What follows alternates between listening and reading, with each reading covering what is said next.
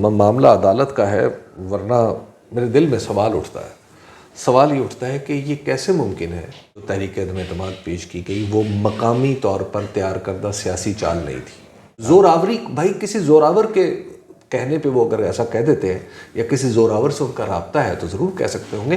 میں زور آوری پہ نہ تجزیہ کرتا ہوں نہ زوراوروں کی دی ہوئی خبر دیتا ہوں. عمران خان ٹھیک ہے، عمران خان کو نااہل کرنا ہے تو کر لیں، لیکن پاکستان کا مذاق بھی آپ نے بنوانا تو بنوا لیں، بسم اللہ. ہم کیا کر سکتے ہیں؟ کیونکہ بڑے آپ ہیں، اونچی کرسیوں پہ آپ بیٹھے ہیں.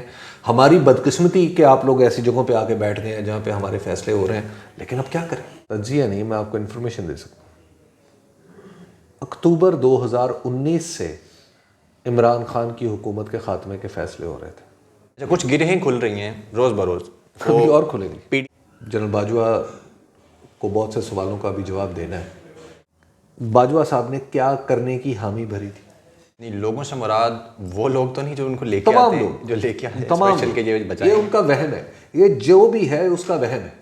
اسحاق ڈار صاحب اور پاکستان کی معیشت، یہ دو الگ الگ چیزیں ہیں، یہ اپوزٹ ڈائریکشن. ٹھیک کرنے آئے تھے اکانومی، بدل دیا نیب کالم. وہ یہ ہے کہ عمران خان نے سسٹم کو ایکسپوز کر دیا. کبھی یوتھیے کا نام، کبھی کوئی نام، کبھی کوئی نام جو ڈیروگیٹری. دیکھیے عمران خان کو عبرت کی مثال بنانا تھا.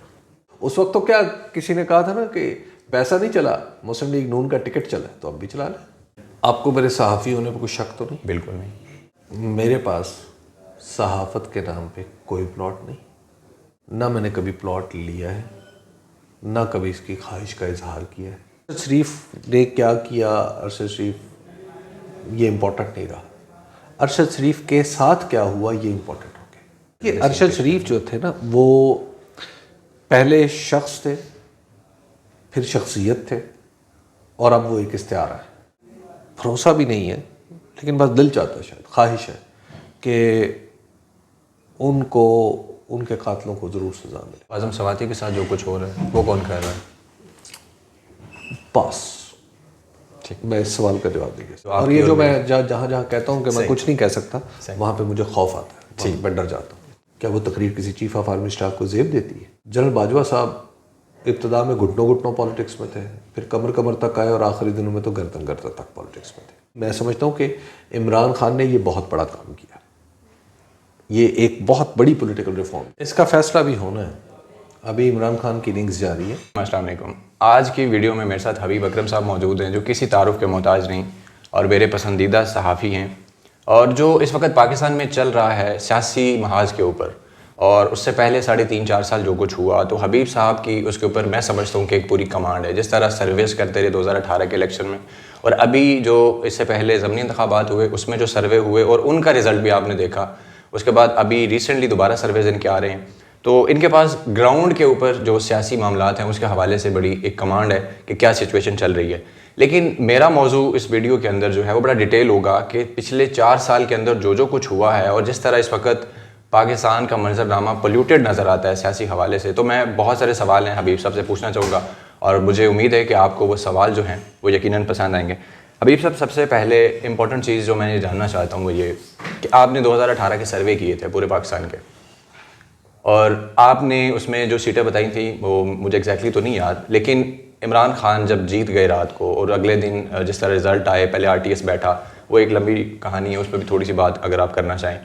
عمران خان کو سلیکٹڈ کہا گیا، آپ کو لگتا ہے اس بیانیے میں کوئی سچائی تھی؟ نہیں، میرا نہیں خیال. اس کی وجہ یہ ہے کہ میں نے پشاور سے لے کے کراچی تک سارے علاقوں میں سروے کیا، لوگوں سے بات کی، گلی محلے کے لوگوں سے بات کی، اور صرف بڑے لوگوں کے ڈرائنگ روم میں بیٹھ کے لگائے گئے اندازوں پہ رلائی نہیں کیا.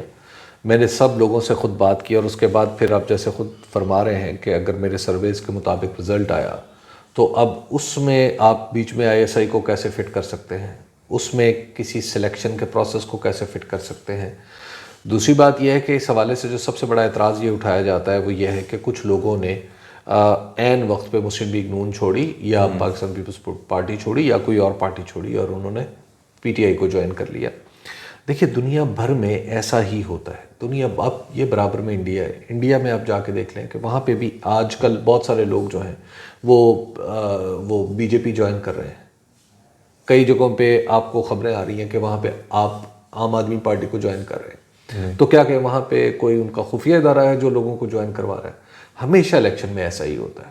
اچھا، اور اگر جوائن ہی کروانا تھا، اس طرح لوگوں نے جوائن ہی کر لینا تھا، تو پھر بڑے جو لوگ جیتے ہیں اس وقت PMLN میں موجود ہیں، انہوں نے کیوں نہیں جوائن کر لیا؟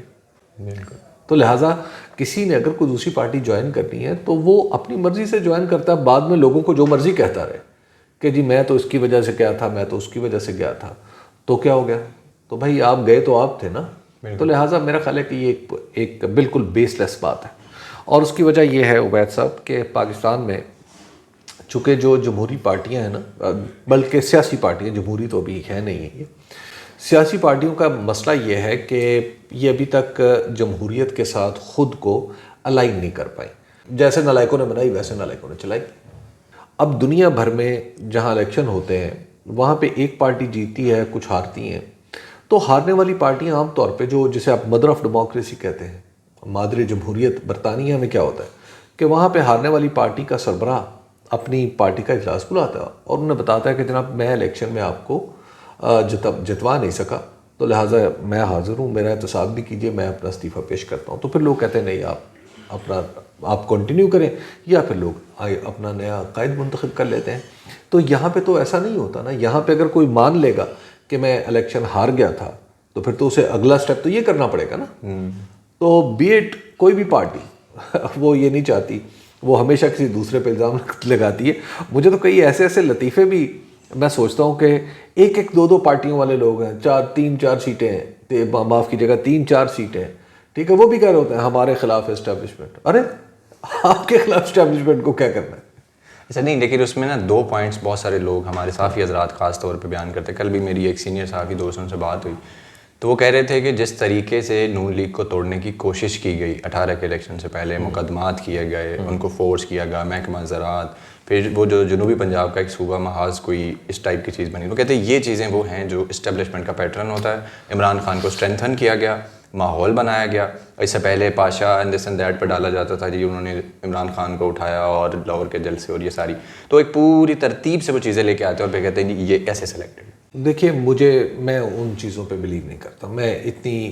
میں تھوڑی موٹی عقل کا آدمی ہوں. بھائی الیکشن سے پہلے کیا ہو رہا ہے یہ میرا مسئلہ نہیں ہے. الیکشن سے پہلے کون چھوڑ کے جا رہا ہے، کون اتحاد بن رہا ہے، کس کا کیا مسئلہ ہے، اب میں اس پہ کیسے یقین کر لوں؟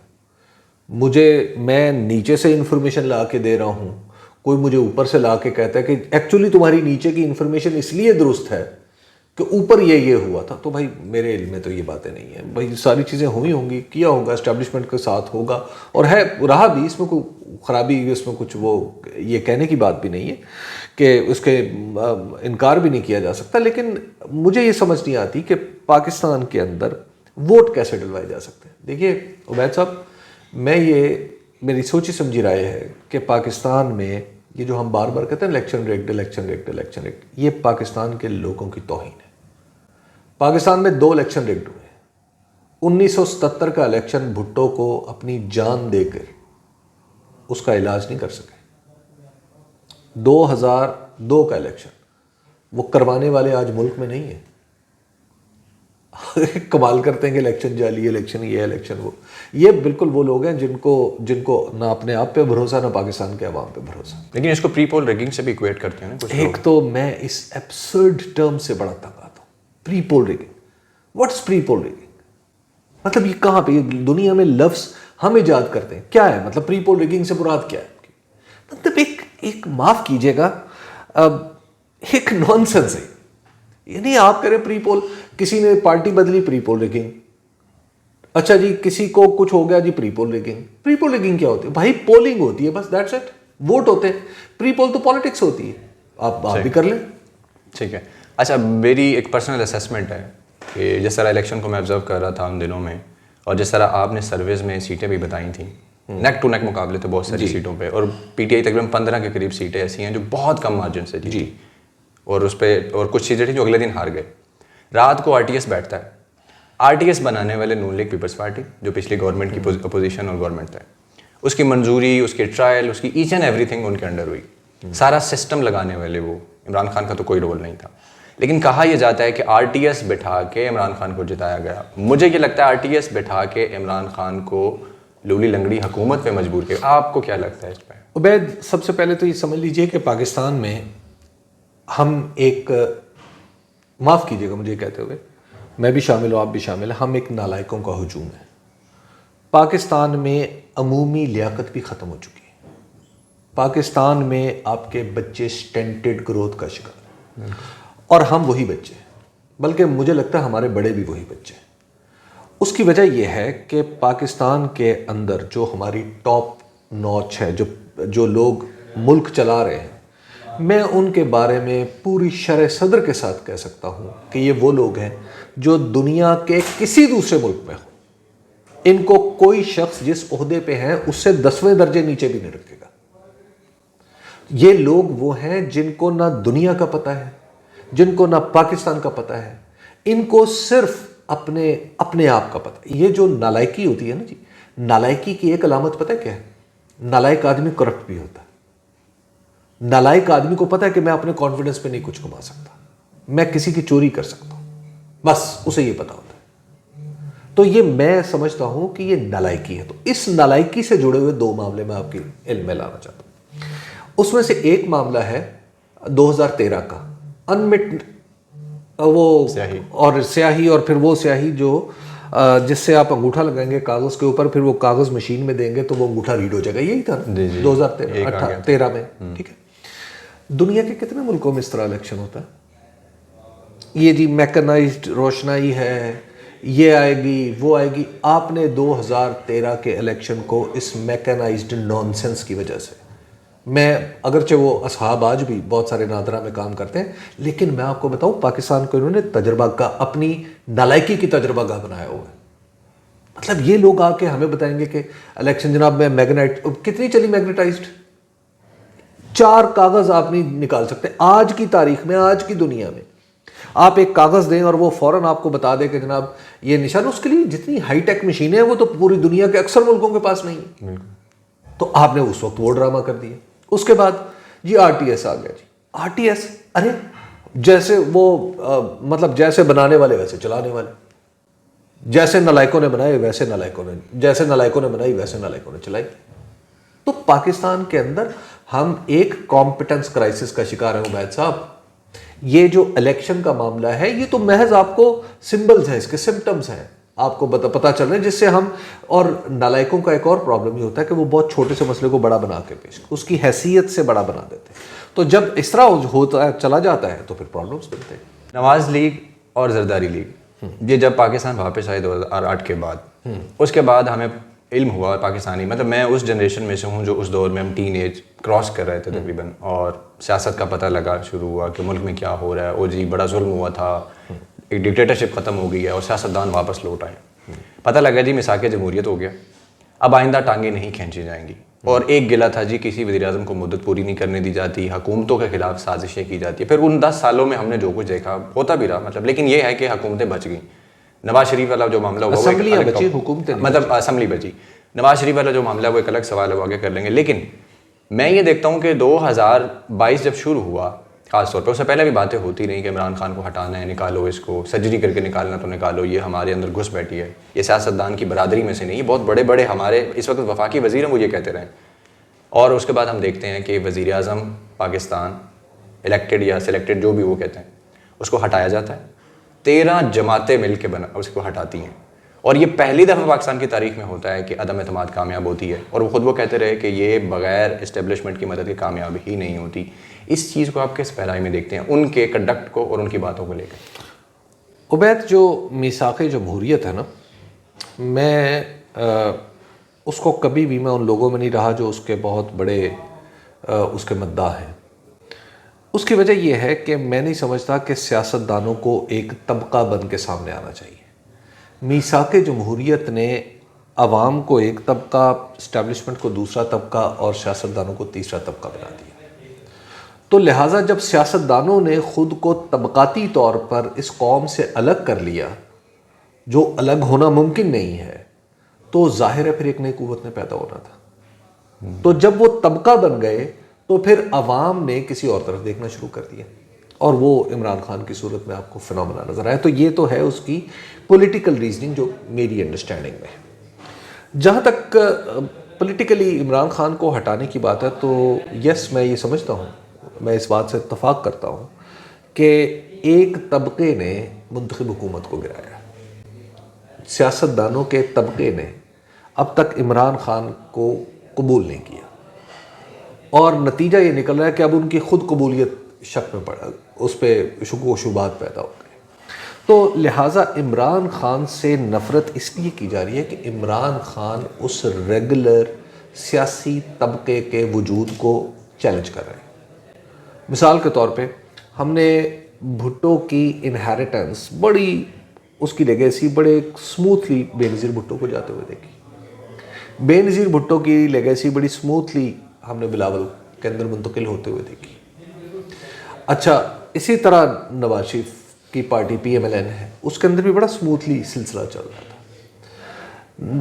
عمران خان نے یہ سوال اٹھایا کہ اچھا یہ سیاست یعنی ووٹ جو ہے وہ کارکردگی سے جڑا ہوا نہیں ہے، ووٹ نظریے سے جڑا ہوا نہیں ہے، بلکہ ووٹ ایک ایسی چیز ہے جس طرح آپ کی میری گھڑی ہے کہ یہ وراثت میں جا سکتی ہے. تو ووٹ کا وراثت میں چلے جانا آپ کو پتہ ہے نہایت ہی غلامانہ سی اس میں بو آتی.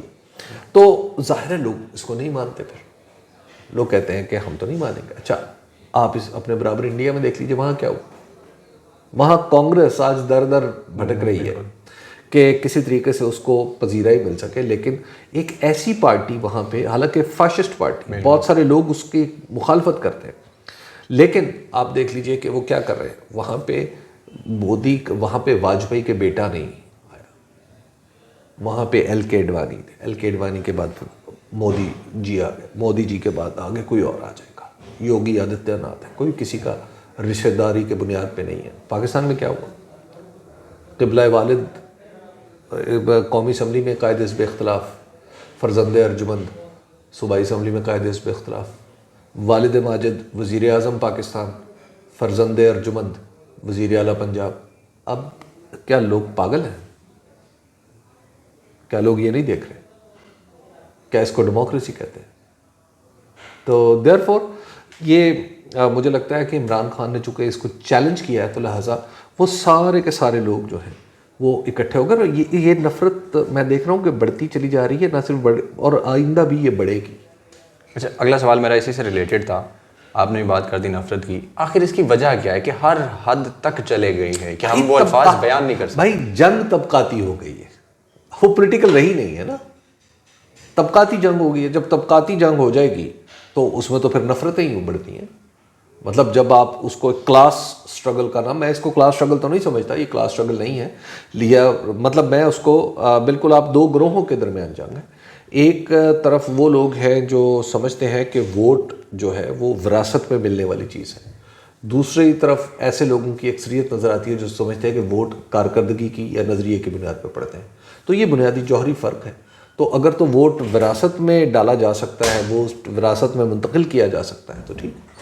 خان صاحب پہ الزام لگتا ہے کہ اس نے پاکستانی سیاست گندی کر دی، کلچر تباہ کر دیا، نوجوان کو بدتمیز کر دیا. نوجوان اب بدتمیزی سے بڑوں سے بات کرتا ہے، گالی دیتا ہے، چور کہتا ہے، ڈاکو کہتا ہے. تو یہ شخص جو ہے ناسور بن چکا ہے، جس کی سرجری کرنا، یہ لفظ یوز کیا گیا کہ سرجری کر کے نکالنا بہت ضروری ہے، ورنہ یہ معاشرہ آنے والے وقت میں رہنے کے قابل نہیں رہے گا. یہ الزام عمران خان کو، یہ الزام جو دے رہے ہیں، یہ درست؟ دنیا میں ہر نئی سیاسی تحریک یا سیاسی جماعت جب آتی ہے اور وہ مقبولیت بھی حاصل کر لیتی ہے، اس کے اوپر یہی الزام لگتا ہے.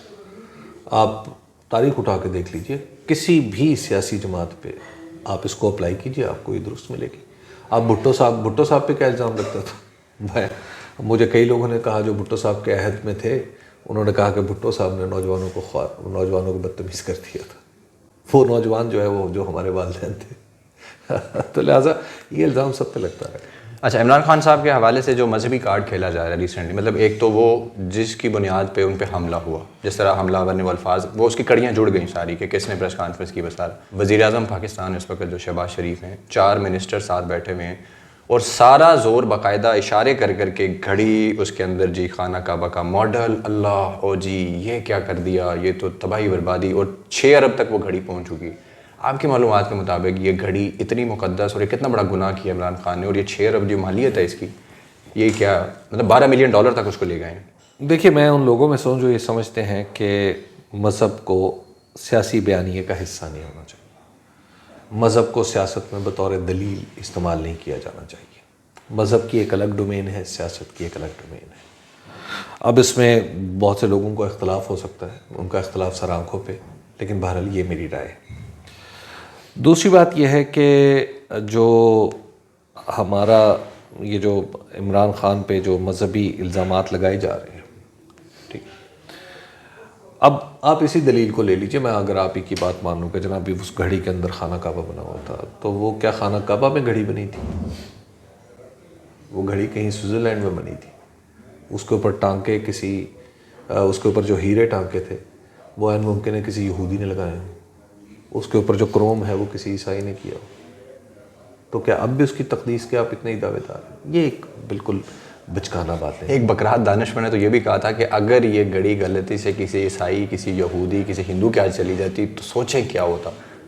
میں نام نہیں اس پہ میں صرف انا للہ و انا الیہ راجعون کہہ سکتا ہوں, اس کے سوا کچھ نہیں. صحیح. عمران خان پہ دیگر کرپشن کے مقدمات اور نہلی کی بات ایک دفعہ پھر سے ہو رہی ہیں, اور اس میں اس ٹائم ایک بڑا امپورٹنٹ کیس دوبارہ آ گیا سیتا وائٹ والا, جو اس سے پہلے 3-4 دفعہ عدالتوں کے اندر سے کویش ہوا, ایک طرح سے بےعزتی کی ججز نے. مطلب وہ جس طرح بھی کہہ لیں کہ وہ جو پٹیشنر تھے ان کو کہا کہ بھئی آپ کون ہوتے ہیں. اس کے علاوہ خان صاحب اور ان کے قریبی لوگ یہ کہہ رہے ہیں کہ ان کو پیغام پہنچا دیا گیا کہ اگر آپ نے کمپرومائز نہ کیے تو آپ کی نااہلی اب پھر اس پہ طے ہے. یہ کیس میں آپ کو لگتا ہے کوئی جان ہے سیتا وائٹ, اور یہ بار بار اٹھا کے لے آتے ہیں؟ میں آپ کو ایک عرض کروں, یا کرپشن کی دیگر کیسز میں آپ کو ایک عرض کروں عبید, جیسے میں نے پہلے عرض کیا, اور مجھے اس بات پہ فخر ہے کہ میں علوم اسلامیہ کا ایک طالب علم ہوں. میں اس طالب علمی کے زمانے میں بہت کچھ جو ہم نے دیکھا یا بھی جو بہت کچھ سوچا, میں اس نتیجے پہ پہنچا ہوں کہ شرعی اعتبار سے خالصتاً شرعی اعتبار سے یہ حرکت گوارا ہی نہیں ہے. اس کی وجہ یہ ہے کہ جس شخص نے بھی, مجھے نہیں پتا اس شخص کا نام کیا ہے, جس نے اس طرح کی درخواست کی ہے, اس معاملے کو 4 لوگ اٹھا سکتے ہیں. 4 لوگ کون کون ہیں اس معاملے کو شرعی اعتبار سے؟ عمران خان کہہ سکتے ہیں کہ فلاں میری بیٹی, فلاں کہہ سکتی ہے کہ عمران خان میرے والد ہیں, فلاں کی والدہ سیتا وائٹ اس کیس میں وہ کہہ سکتی ہیں کہ عمران خان سے میں حقوق زوجیت کا مطالبہ کرتی ہوں. چوتھا وہ شخص ہو سکتا ہے, امکانی طور پہ چوتھا وہ شخص ہو سکتا ہے جس کی سرپرستی میں اس وقت ٹیرین ہے یا تھی, اب تو اس کی عمر زیادہ ہو گئی. ان 4 میں سے کسی نے کیس کیا پاکستان میں؟ عمران خان نے کہا کہ مجھے سیتا وائٹ سے, میں سیتا وائٹ کو میرے گھر بھیجا جائے. فیملی کورٹ میں آئے عمران خان؟ سیتا وائٹ کسی پاکستانی عدالت میں آئی نہیں. ٹیرین آئی نہیں, وہ بھی نہیں آئی. تو لہٰذا اس کیس کے یہ جو 4 فریق ہیں یہ ہو سکتے ہیں, اسے کہتے ہیں لوکس اسٹینڈائی. مجھے سمجھ نہیں آ رہی کہ ہماری عدالت نے اس درخواست کو اس سطح پر بھی کیوں آنے دیا. میں ایک بالکل میں سمجھنے سے قاصر ہوں. میں پاکستان کے دستور کے تابع ہوں, میں عدالت کے ہر حکم کی پابندی کرتا ہوں, لیکن میرے لیے یہ سمجھنا دشوار ہے. بے شمار اشکالات ہیں میرے ذہن میں. دوسرا بات ہے یہ قانونی اعتبار سے. قانونی اعتبار سے اس میں کیسے فیصلہ ہوگا؟ مطلب یعنی اگر آپ کسی شخص کو یہ اجازت دے دیں, یعنی کسی بھی شخص کو اجازت دے دیں کہ وہ کسی کی بھی ولدیت اور کسی کے بھی نسب پہ سوال اٹھا لے, تو آپ سوچیے کیا ہوگا. ایک بندہ جائے گا اسلام آباد کی عدالت میں, وہ کہے گا لاہور میں فلاں بیٹھا ہوا ہے, اس کو بلاؤ کہ فلاں بر اعظم میں ایک لڑکی ہے یا لڑکا ہے, وہ آ کے صفائی دے کہ وہ اس کا بیٹا نہیں ہے, یہ بیٹی نہیں. آپ اندازہ لگائیں, یہ آپ قانون کا یہ دروازہ کھولنا چاہ رہے ہیں. اس کے بعد کیا ہوگا؟ خدا نخواستہ یہ میں آپ کو بتاؤں, پیسہ وراثت بڑی ظالم چیز ہے, اور بالخصوص جب یہ عدالت میں پہنچ جائے. یہ میں آپ کو بتاؤں, پیسہ وراثت بڑی ظالم چیز ہے, اور بالخصوص جب یہ عدالت میں پہنچ جائے. جب عدالتوں میں وراثت کا کیس ہوگا, بہت سارے لوگ دوسروں کہہ رہے ہوں کہ یہ تو وارث ہی نہیں ہے کیونکہ اس کا نسب درست نہیں. کیا آپ یہ بحثیں شروع کرانا چاہتے ہیں؟ اگر تو آپ یہ کروانا چاہتے ہیں تو پاکستان تو پہلے سے ایک مذاق بنا ہوا ہے. مزید بنوا لیں. عمران خان ٹھیک ہے, عمران خان کو نااہل کرنا ہے تو کر لیں, لیکن پاکستان کا مذاق بھی آپ نے بنوانا تو بنوا لیں, بسم اللہ. ہم کیا کر سکتے ہیں, کیونکہ بڑے آپ ہیں, اونچی کرسیوں پہ آپ بیٹھے ہیں. ہماری بدقسمتی کہ آپ لوگ ایسی جگہوں پہ آ کے بیٹھ گئے ہیں جہاں پہ ہمارے فیصلے ہو رہے ہیں, لیکن اب کیا کریں. آپ کی معلومات اور اسسمنٹ کیا ہے کہ جو 2 مقدمات اس وقت, ایک فوجداری کی توشہ ارے خانہ میں ہو رہا ہے, عبید صاحب, معلومات قانون کے مطابق ہوتی ہیں, دستور کے مطابق ہوتی ہے, زور آوری کی کوئی معلومات نہیں ہوتی. بہت سے صحافی دیتے ہیں. تجزیہ قانون کے مطابق ہوتا ہے, تجزیہ دستور کے مطابق ہوتا ہے, تجزیہ زور آوری پہ نہیں ہوتا. میں کیسے زور آوری پہ, بھائی جو کر سکتے ہیں وہ کریں. لاسٹ 6 مہینے میں نا بہت سے بڑے بڑے صحافی وہ کر سکتے, پرسوں یہ ہو رہا اور وہ ہوتا تھا, بھائی پرسوں یہ ہوگا وہ ہوتا تھا. زور آوری, بھائی کسی زور آور کے کہنے پہ وہ اگر ایسا کہہ دیتے ہیں یا کسی زور آور سے ان کا رابطہ ہے تو ضرور کہہ سکتے ہوں گے. میں زور آوری پہ نہ تجزیہ کرتا ہوں نہ زور آوروں کی دی ہوئی خبر دیتا ہوں. اچھا, عمران خان صاحب کے حوالے سے یہ جو کہانی ہے قاتلانہ حملے والی, اس کے اوپر جو بیانیہ ہم نے دیکھا کہ سب نے کہا پہلے تو جی گولی نہیں لگی, جھوٹ ہے, فراڈ ہے, اور بہت ساری کہانیاں.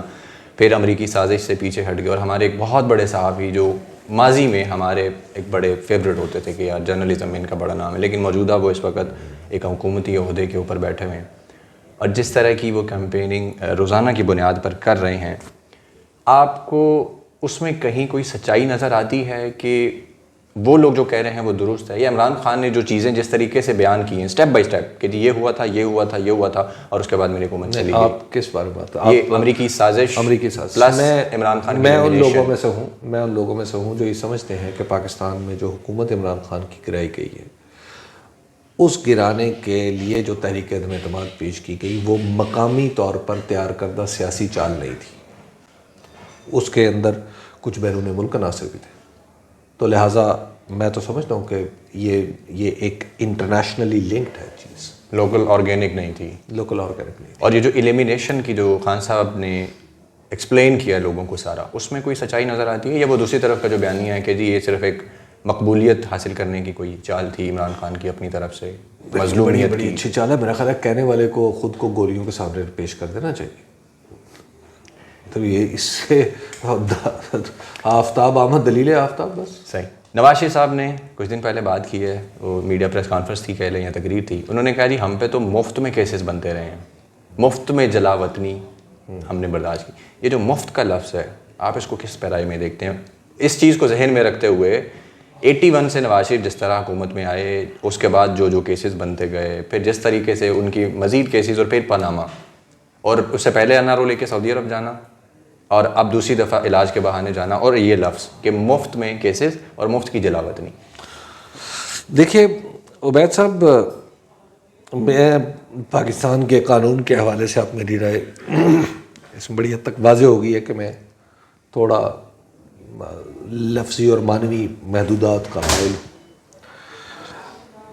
اور اپنے اسی بالکل کم علمی کے اعتراف کے ساتھ میں آپ کو عرض کروں کہ میں ان لوگوں میں سے ہوں جو یہ سمجھتے ہیں کہ نواز شریف صاحب کے ساتھ یہ درست سلوک نہیں کہ انہیں نااہل کر دیا جائے, اور وہ فیصلہ جس کے تحت وہ نااہل ہوئے تھے, میں پوری شرح صدر کے ساتھ یہ سمجھتا ہوں کہ اس کا استدلال قابل قبول نہیں ہے. جو دلائل اس میں دیے گئے ہیں میرے خیال میں وہ دلائل اس نوعیت کے نہیں ہیں کہ اس کی بنیاد پہ کسی کو نااہل قرار دیا جائے, حتیٰ کہ ان دلائل کی بنیاد پہ کسی کو بالکل چھوٹی سی کسی بات کا بھی مرتکب قرار نہیں دیا جا سکتا. تو یہ بات میں ہمیشہ سے ہی کہتا آ رہا ہوں اور آج آپ کے سامنے بھی کہہ رہا ہوں. تو یہاں تک میں متفق ہوں اس بات سے کہ ان کے ساتھ نااہل قرار دینا انہیں, یہ ایک قانون کا ایسا پہلو ہے جس پہ بات ہونی چاہیے اور جس کو درست بھی ہونا چاہیے. اب آ جائیے دوسری طرف. وہ فیض کا ایک شعر ہے کہ جس دھج سے کوئی مقتل میں گیا وہ شان سلامت رہتی, مصرع ہے. اب اس مصرع میں بہت کچھ آ جاتا ہے. کیا نواز شریف صاحب پہ ابتلا آئی تو انہوں نے اس کو دھج کے ساتھ قبول کیا, اس کو سامنا کیا, یا وہ باہر چلے گئے؟ باہر جانے والا ان کا پہلو ایسا ہے جس نے ان کی بہت ساری جو سیاست ہے اس کو کمزور کر دیا ہے. وہ 2000 میں جب باہر گئے تو اپنے ساتھیوں کو بتائے بغیر گئے اور نتیجہ یہ نکلا کہ ان کی پارٹی ٹوٹ گئی, پی ایم ایل کیو وجود میں آ گئی. اب بھی جب گئے تو وہ ایک خاص ماحول میں گئے. واقعات کی ایک ترتیب ہے کہ پہلے مولانا فضل الرحمان آتے ہیں, اس کے بعد بخار ہوتا ہے, پھر پلیٹلیٹس گرتے ہیں, پھر رپورٹیں آتی ہیں, پھر وہ باہر چلے جاتے ہیں. تو اور پھر وہ 3 سال سے باہر ہے. تو لہٰذا یہ ایسی چیز ہے جس نے نواز شریف صاحب کے بارے میں لوگوں کے دلوں میں کئی شکوک و شبہات پیدا کیے. اور تیسری بات یہ ہے, میں یہ سمجھتا ہوں کہ پاکستان کے سبھی سیاستدانوں کے ذرائع آمدنی ہمیں پتہ ہونے چاہیے. میں اس معاملے میں اتنا یکسو ہوں کہ 2017 کا جب الیکشن ایکٹ بنا تو اس میں اثاثوں کی شرط اڑا دی گئی تھی, تو میں اس کو لے کے ہائی کورٹ چلا گیا.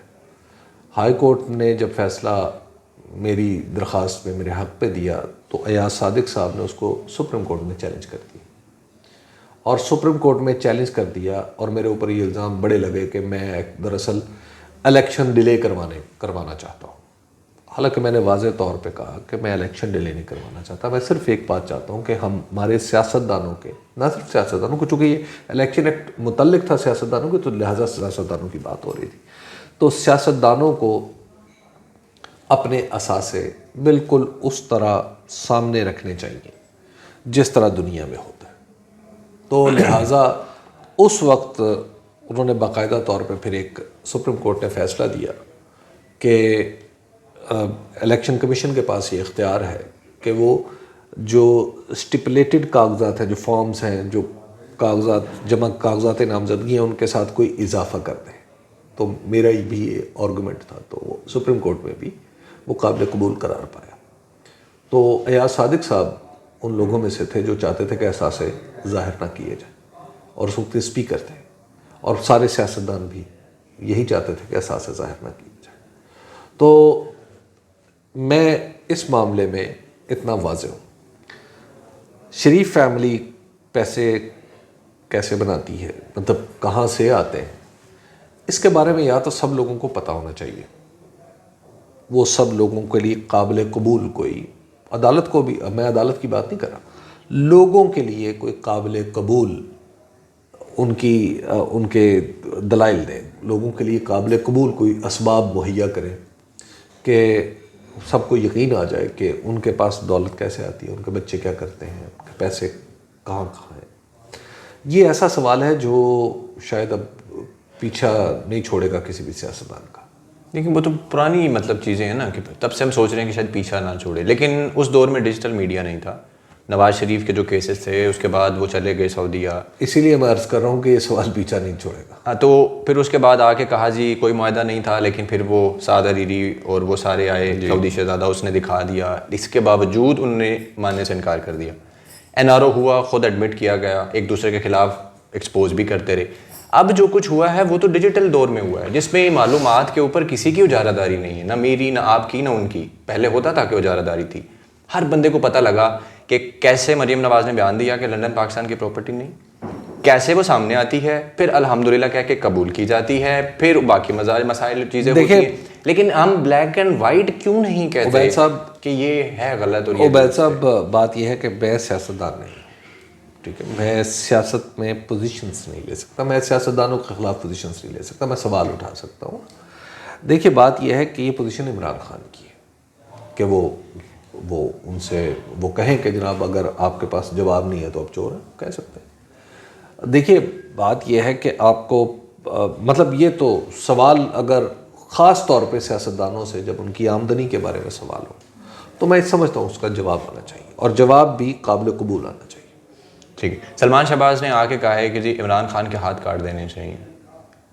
آپ اس بیان کس پیرائے میں دیکھیے, میں نے یہ بیان سنا نہیں ہے. سلمان شہباز صاحب کو اگر انہوں نے یہ کہا ہے تو انہیں نہیں کہنا چاہیے تھا. یہ دیکھیے پاکستان کے اندر تو ایک مذاق ہی بن گیا نا ہمارا پچھلے کچھ دنوں سے, پچھلے کچھ عرصے سے, کہ قبلہ شہباز شریف صاحب کی حکومت آتی ہے اور پھر اسمبلی آتی ہے, اسمبلی سارے قوانین تبدیل کرتی ہے, اور پھر عدالتوں سے دھڑا دھڑ تھوک کے حساب سے وہ سب کی ضمانتیں بھی مل رہی ہیں. مطلب یہ کیسی, دیکھیے معاملہ عدالت کا ہے, ورنہ میرے دل میں سوال اٹھتا ہے. سوال یہ اٹھتا ہے کہ یہ کیسے ممکن ہے کہ ایک شخص جو تھا وہ باہر بیٹھا ہوا, اس کو آپ کسی نے اشتہاری, کسی عدالت نے اشتہاری قرار دے رکھا ہے, اور باہر سے بیٹھ کے اس کی ضمانت ہو جاتی ہے. یہ سہولت سب کے لیے ہے یا صرف مخصوص لوگوں کے لیے؟ اب بس یہ واضح کرنا باقی ہے.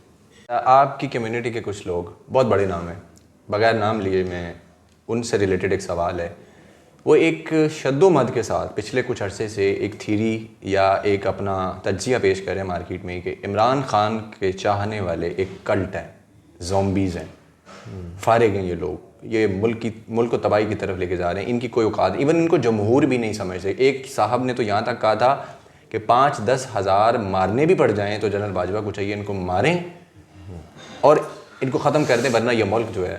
دیکھیے عبید, پاکستان جمہوریت کی تعریف یہ ہے کہ میں اپنے بدترین مخالف کے حوالے سے بھی یہ کہوں کہ اس کے ساتھ قانون کے مطابق سلوک کیا جائے, نمبر 1. نمبر 2 یہ ہے کہ اگر میں کسی کے بارے میں کچھ کہہ سکتا ہوں تو بالکل اس کا اتنا ہی حق ہے کہ وہ میرے بارے میں بھی کچھ کہے, اور میں اس کو ٹھنڈے دل سے برداشت کروں.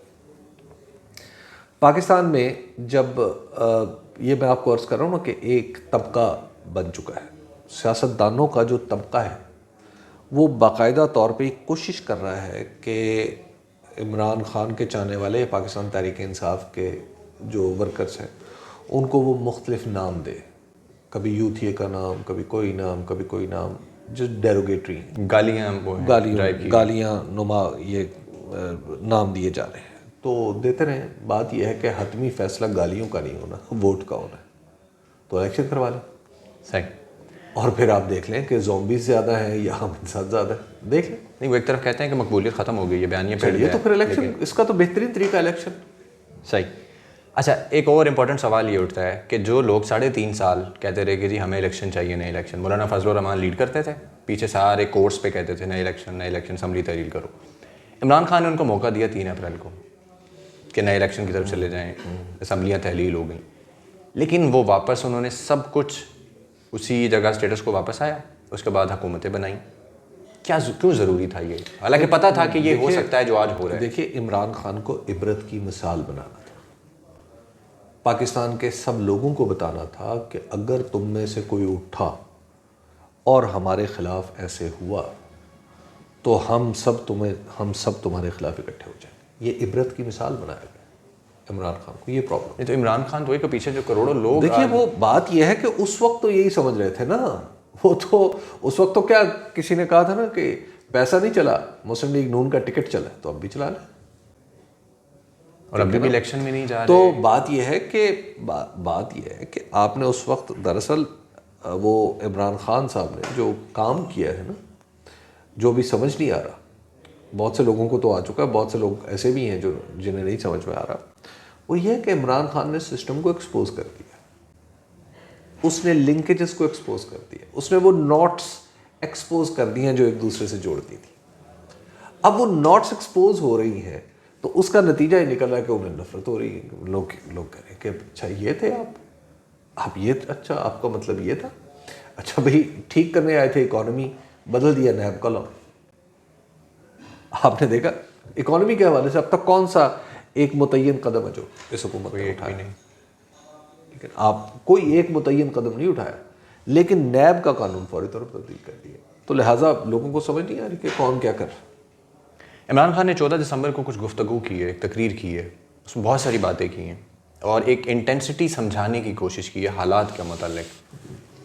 اس میں ایک شخص کے بارے میں جو بات کی ہے وہ اگلے سوال میں آپ سے پوچھنا چاہوں گا لازمی, لیکن اس تقریر میں جو انٹینسٹی جو دکھانے کی کوشش کی ہے ہمیں, کیا وہ آپ کو لگتا ہے کہ واقعی حقیقت کے قریب ترین ہے, جس طریقے سے وہ درد کے ساتھ وہ چیزیں بتا رہے ہیں روزانہ کہ یہ دیکھیے پاکستان کے حالات ٹھیک نہیں, نہ نچلی ترین سطح پہ نہ اعلیٰ ترین سطح پہ. اور میں آپ سے گفتگو کے آغاز میں عرض کر چکا ہوں کہ مجھے پاکستان کے بالکل جو اعلیٰ ترین سطحوں پہ لوگ بیٹھے ہوئے ہیں, صرف سیاستدان نہیں افسران بھی, میں یہ نہیں سمجھتا کہ وہ پاکستان کے معاملات کو سدھار سکتے ہیں، سنبھال سکتے ہیں یا کوئی حل نکال سکتے ہیں، بلکہ یہ بذات خود یہ حل نہیں ہے، یہ مسئلہ ہے. They are not part of the solution, they are part of the problem. تو اب اس صورت حال میں آپ کے سامنے ایک ہی راستہ بچتا ہے، وہ ہے الیکشن کا. الیکشن میں جائیں، ایک تکڑی حکومت وجود میں یا نہیں، جو بھی لوگوں کا فیصلہ ہے نا، وہ لوگوں کا فیصلہ لے کے آئیں مینڈیٹ کے ساتھ، کیونکہ آپ کو کچھ سخت فیصلے کرنے ہیں. آپ کو بجلی کے معاملے میں کچھ سخت فیصلے کرنے ہیں، آپ کو ایکسچینج ریٹ کے بارے میں کچھ سخت فیصلے کرنے ہیں، آپ کو بینکس کے، بزنس کے، آپ کو پینشن کے بارے میں بڑے سخت فیصلے کرنے ہیں. آپ وہ سخت فیصلے کر ہی نہیں سکتے، آپ کیا کر لیں گے؟ یہ تو معیشت عمران خان نے تباہ کر دی ان کے بقول، تو وہ ٹھیک کرنے کے لیے آئے تھے اس کو. نہیں ان سے، ارے بھائی اسحاق ڈار صاحب اور پاکستان کی معیشت یہ دو الگ الگ چیزیں ہیں، یہ اپوزٹ ڈائریکشن. تو اس سے پہلے مفتاح اسماعیل بھی تھے، وہ اب کہتے ہیں جی ملک ڈیفالٹ ہونے والا ہے. اسحاق ڈار، مفتاح اسماعیل ٹھیک کہہ رہے ہیں. اسحاق ڈار صاحب پاکستان کی معیشت نہیں چلا سکتے، یہ لوگوں کا وہم ہے. اسحاق ڈار اور پاکستان کی معیشت یہ بالکل الگ الگ چیز ہے. نہیں، لوگوں سے مراد وہ لوگ تو نہیں جو ان کو لے کے تمام آتے ہیں، لوگ، جو لے کے آتے ہیں تمام اسپیشل کے یہ بچائیں. یہ ان کا وہم ہے، یہ جو بھی ہے اس کا وہم ہے. ٹھیک ہے. خان صاحب نے کل جو پرسوں تقریر کی تھی، مطلب 2-3 دن پہلے، اس میں انہوں نے جنرل باجوہ کے بارے میں کچھ الفاظ استعمال کیے. اس سے پہلے ہم نے دیکھا کہ کچھ صحافی ہیں جو جنرل باجوہ کی طرف سے موقف پیش کرتے رہے ہیں کہ جنرل باجوہ نے عمران خان کو جواب دیا ہے، یہ مجھے پارٹنر کہتے تھے یا باس تھے، اس طرح کی باتیں، اور کچھ خان صاحب نے بھی کی ہیں. آپ کے تجزیے کے مطابق ان دونوں میں شخصیات میں سے کون آپ کو درست محسوس ہوتا ہے، الزامات میں یا اس کے جواب میں؟ مجھے عمران خان درست معلوم ہوتا ہے.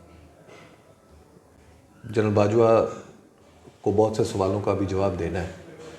ابھی مطلب ان سے یہ پوچھا، اب ان سے تو نہیں پوچھا جا سکتا، وہ تو بڑے آدمی ہیں، لیکن سوال تو اٹھانے ہیں نا کہ علیم خان صاحب جو ہے ان کا نام کیسے تجویز ہوا تھا، پرویز الہی صاحب کا نام کیسے تجویز ہوا تھا.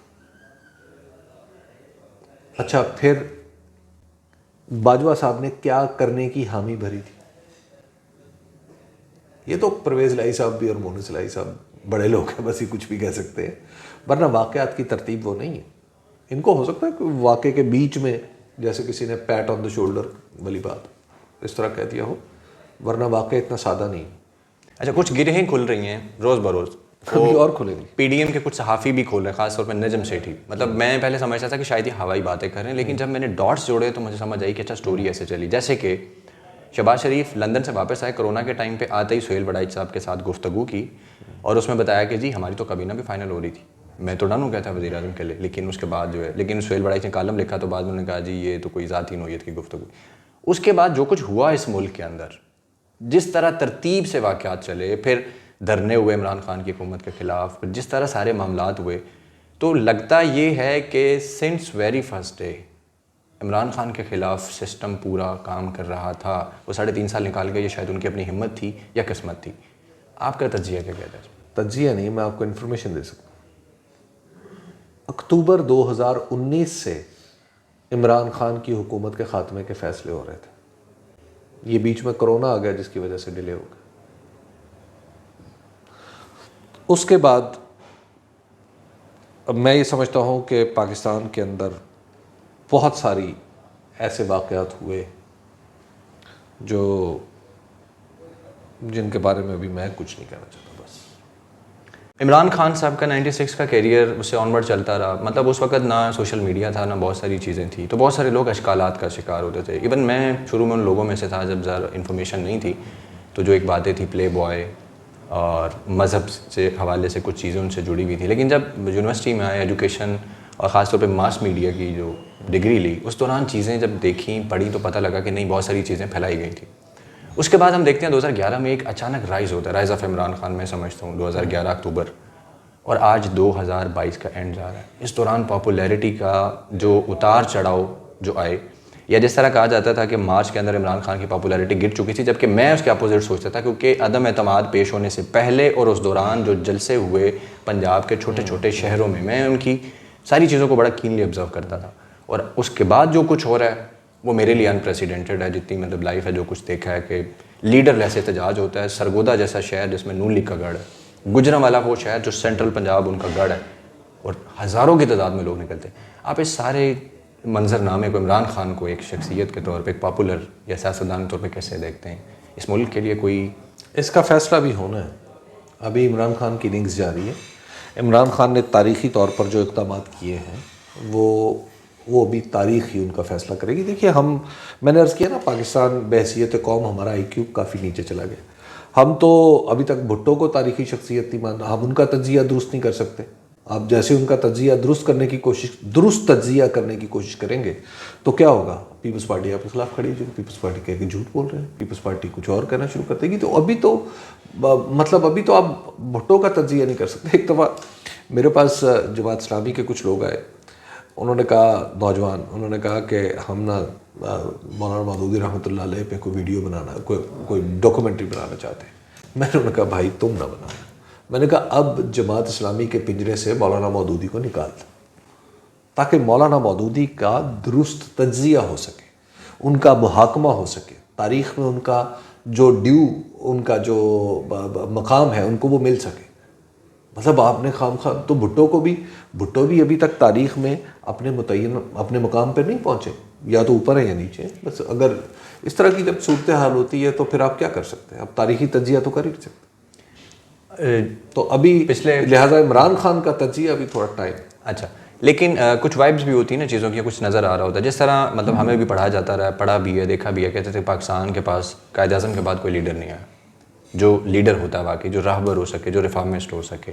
لیکن عمران خان کے بارے میں کچھ لوگ, کچھ طبقات, کچھ وہ اشارہ کرتے ہیں کہ اس شخص میں شاید کچھ ہے, ایسا کچھ کٹس ہیں کہ جو اس قوم کا واقعی لیڈر بن سکتا ہے. دیکھیے یہ بات جو ہے نا, یہ بات ہو سکتا ہے پاکستان تحریک انصاف کے لوگوں کو تھوڑی بری لگے, لیکن ہمیں ابھی انتظار کرنا ہے. مطلب ہمیں یہ دیکھنا ہے کہ عمران خان جو ہے وہ جو کہتے ہیں کیا وہ کر کے دکھا سکتے ہیں. مطلب یہ ہے نا بنیادی بات. ملک کو جن ریفارمز کی ضرورت ہے, ملک کی بیوروکریسی میں ریفارمز کی ضرورت ہے, ملک کی معیشت میں ریفارمز کی ضرورت ہے, ملک کے سیاسی نظام میں ریفارمز کی ضرورت ہے. یہ سب کچھ وہ کیا کر سکتے ہیں؟ کیا اس کو مکمل بھی کر سکتے ہیں یا نہیں کر سکتے ہیں؟ انہوں نے نو ڈاؤٹ کچھ چیزیں ایسی ہیں جو اس طرف انڈیکیٹ کرتی ہیں. مثال کے طور پہ ان کا جو کمٹمنٹ ہے وہ لوکل باڈیز کے ساتھ. انہوں نے کے پی میں کروایا, ان کی حکومت کشمیر تھی وہاں کروایا. انہوں نے اسلام آباد میں کروانے کی کوشش کی, انہوں نے پنجاب میں کروانے کی کوشش کی. بیچ میں ان کی اپنی پارٹی کی یعنی بہت سارے لوگوں کی بے وقوفی آپ کہہ لیں کہ جو ان کے راستے میں حائل ہوگی. میں سمجھتا ہوں کہ عمران خان نے یہ بہت بڑا کام کیا, یہ ایک بہت بڑی پولیٹیکل ریفارم تھی. اب سوال یہ ہے کہ کیا اس کو لے کے آگے چلیں گے, کیونکہ کے پی میں انہوں نے کروا لیا, پنجاب میں نہیں کروایا, تو لہٰذا ابھی حتمی فیصلہ نہیں ہو سکتا. ٹھیک, حتمی فیصلہ اس وقت ہوگا جب وہ باقاعدہ اپنے ویژن کے مطابق جو وہ کہتے ہیں وہ نظام کی صورت میں ڈھل کے ہمارے سامنے آئے گا. اسی طرح اکانومی ہے. اکانومی کے بارے میں خود انہیں سمجھتے ہوئے ٹائم لگا. بالکل آخر میں آ کے انہوں نے کہا کہ یار پاکستان میں مینوفیکچرنگ کو سپورٹ کرنا چاہیے, اور انہوں نے مینوفیکچرنگ کے اوپر ایک ایمنیسٹی اسکیم بھی لانچ کی تھی بالکل آخری دنوں میں.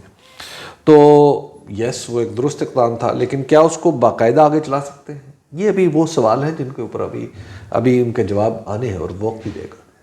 اپریل سے پہلے ملک کی جو صورتحال تھی, ریاست پاکستان کو اگر انٹرنیشنلی کوئی اپنے عدسے سے دیکھے یا یہاں بھی, کہ شاید ہی کوئی ادارہ تھا, مطلب ایک ادارہ تو تھا کہ عوام اس سے مطمئن تھے. ایک آرگن ہوتا ہے ادارہ, عوام اس سے مطمئن تھے, انکنڈیشنل لو تھا یا سپورٹ تھی, یہ سب کچھ تھا. باقی حالانکہ توہین عدالت لگ جاتی ہے, خوف بھی ہوتا ہے, لیکن عدلیہ بھی ایک ایسا ادارہ ہے کہ عوام سے آپ جا کے پوچھیں, وہ کہتے ہیں نہیں ہمیں کوئی اعتبار ہی نہیں ہے, انصاف نہیں ملتا. پولیس ہے, باقی ادارے, ابھی بھی وہ رپورٹ آ گئی انٹرنیشنل, اس میں جی عدلیہ اور پولیس ٹاپ کر رہے ہیں. لیکن مجھے ایک ادارہ رہتا تھا, بدقسمتی سے پچھلے 8-9 مہینے میں ہم نے وہ مناظر دیکھے ہیں, لوگوں کے تاثرات بدل گئے, سوچ بدل گئی. یہ پاکستان, ریاست پاکستان کے لیے آپ کی نظر میں کتنا خطرناک ہو سکتا ہے یا خطرناک نہیں ہے؟ اب یہ اس خطرناکی کی حد تک نہیں پہنچے. الحمدللہ معاملات اب ٹھیک ہو گئے. دیکھیے یہ معاملات پاکستان کی جو فوج کے ساتھ ہیں وہ ہر اس شخص سے پرابلم ہوتا ہے ہمیں جو سیاست کا حصہ بننا چاہے.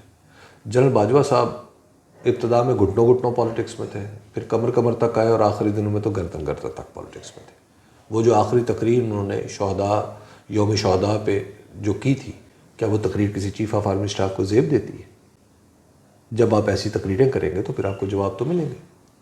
تو لہٰذا وہ تو چلے گئے, اور میں سمجھتا ہوں کہ جو ہمارے موجودہ سپہ سالار ہیں، اگین میں اب لوگوں کے بارے میں بہت ہی محتاط ہوں، میں لوگ جب تک اپنا کام مکمل نہیں کر لیتے میں اس وقت تک ان کے اوپر کوئی رائے قائم نہیں کرتا، لیکن ابھی مجھے امید بہرحال اچھی رکھنی چاہیے. تو مجھے جو اب تک کے جو کام ہیں، میں یہ سمجھتا ہوں کہ اس وقت تک جنرل عاصم منیر نے جتنے بھی اقدامات کیے ہیں وہ نہ صرف پاکستان کی فلاح کے لیے، پاکستان کے پولیٹیکل سسٹم کے لیے اور فوج کے لیے بہت درست ہے. تو اعظم سواتی کے ساتھ جو کچھ ہو رہا ہے وہ کون کر رہا ہے؟ پاس.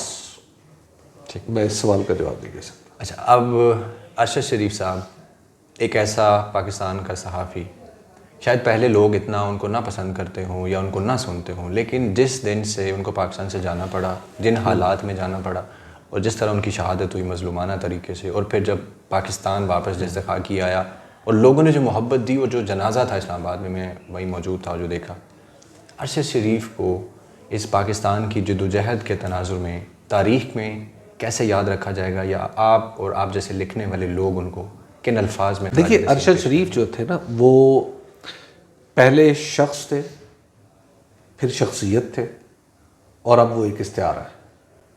بات یہ ہے کہ اب ارشد شریف نے کیا کیا، ارشد شریف یہ امپورٹنٹ نہیں رہا، ارشد شریف کے ساتھ کیا ہوا یہ امپورٹنٹ ہو گیا. تو لہٰذا آئندہ آنے والے وقت میں ارشد شریف جو ہیں وہ پاکستان کی صحافت کا ایک استعارہ ہو گیا، اور ان کے ساتھ جو ظلم ہوا ہے وہ، اور انشاءاللہ العزیز مجھے کوئی زیادہ امید تو نہیں ہے، لیکن پتہ نہیں، بس بھروسہ سا ہے، بھروسہ بھی نہیں ہے لیکن بس دل چاہتا ہے، شاید خواہش ہے کہ ان کے قاتلوں کو ضرور سزا ملے. ان کی والدہ نے جو وہ 3 صفحات کا سپریم کورٹ میں دیا لیٹر یا اپنی بنائی ہوئی رپورٹ آپ کی نظر سے گزری ہوگی، اس کو دیکھ کے بھی لگتا ہے کہ میں اس سے زیادہ کچھ نہیں کہہ سکتا. چلیں، آخری کویشچن، سب سے زیادہ امپورٹنٹ جو آپ، اور یہ جو میں جہاں کہتا ہوں کہ میں کچھ نہیں کہہ سکتا، وہاں پہ مجھے خوف آتا ہے، ٹھیک، میں ڈر جاتا ہوں. ٹھیک ہے، آپ کی اور میری فیلڈ میڈیا اور جس طرح کے واقعات حالات ہمارے ہاں ہو رہے ہیں، ابھی ریسنٹلی پرویز الہی صاحب نے کہا جی 700 کنال زمینیں صحافیوں کو لاہور روڈا میں دے دی جائیں گی، پھر ہر پریس کلب کو سالانہ لاکھوں روپے یا کروڑوں روپے دیے جاتے ہیں، اس کے علاوہ مراد دی جاتی ہیں، بہت کچھ ایسا کہ جس کا شاید ہم ذکر بھی نہ کر سکیں. آپ کو نہیں لگتا کہ یہ رشوت ہے؟ اس صحافتی جو لوگ اس سے منسلک ہیں، ان کی ذمہ داریاں کچھ تھیں، اور ان لوگوں کو یہ نوازشات کر کے، ایک تو ملک و قوم جو کہ پہلے ہی پسے ہوئے ہیں، اکانومی تباہ و برباد ہے، لیکن 700 کنال جو ہے جی صحافیوں کو ہم دے رہے ہیں، یہ مقصد یہی ہے کہ یہ سارے سیاسی ٹاؤٹ بن جائیں؟ اور میں نے کیا یہ سب ہو رہا ہے پاکستان میں پچھلے دہائیوں سے؟ آپ کو میرے صحافی ہونے پہ کوئی شک تو نہیں؟ بالکل نہیں. ٹھیک،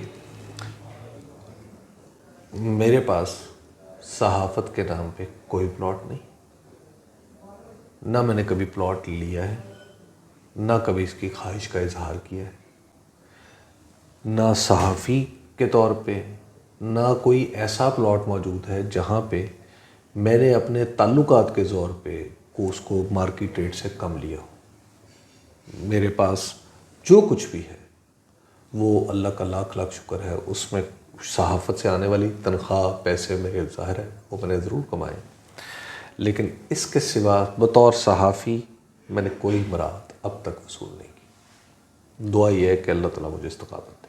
تو باقی جو سب لوگ کر رہے ہیں، مطلب دیکھیں یہ اس فیلڈ کو، میں باقیوں کا جواب دے نہیں بہت بدنام ہو گئی نا. دیکھیں مطلب ہم روز ایک چیز فیل کرتے ہیں، یہ دیکھیں، آپ کو، مجھ کو، ہر شخص کو لوگ کہتے ہیں کہ تم ان سے ہو. میں باقیوں کے لیے جواب دے نہیں. ٹھیک ہے، بہت شکریہ ابھی، بہت آپ نے قیمتی وقت دیا، اور میری بڑی عرصے سے خواہش تھی آپ کے ساتھ یہ ڈیٹیلڈ گفتگو. تھینک یو جی، اللہ حافظ.